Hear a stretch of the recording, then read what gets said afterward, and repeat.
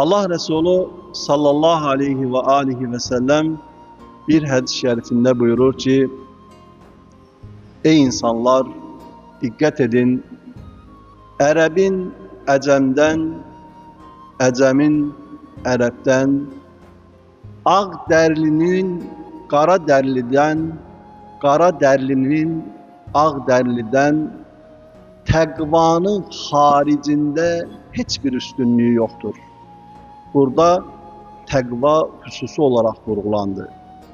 Bunun haricinde hiçbir insanın ne milliyet olarak, ne esil nesep olarak, ne tayfa olarak, ne var devlet olarak, ne vazife olarak, ne millet olarak, ne kavm olarak hiçbirinin üstünde bir üstünlüğü yoktur. Ama təqvanın haricinde. Ne için? Çünkü Uca Rabbimiz de Kur'an-ı Kerim'de ayette buyurur ki, sizin Allah yanında en üstün olanınız təqvası çok olanlardır, təqvası üstün olanlardır.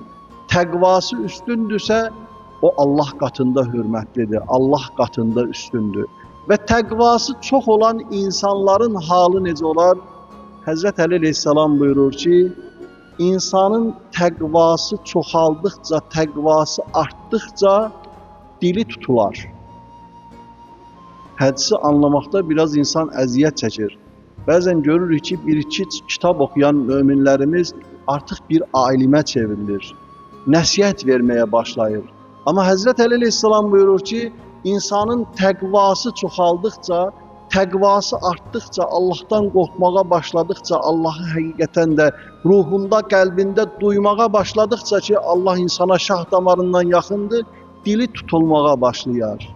Əgər sən də işləməkdən və dünyadan yorulmusansa, İlahiyyatçı Rüfət Qarayevin İncilər, Elmin Qapısı və Mənəvi Səyahət kitabını elə indi İsra Nəşriyyatdan sifariş et. İstədiyin ünvana çatdırılsın.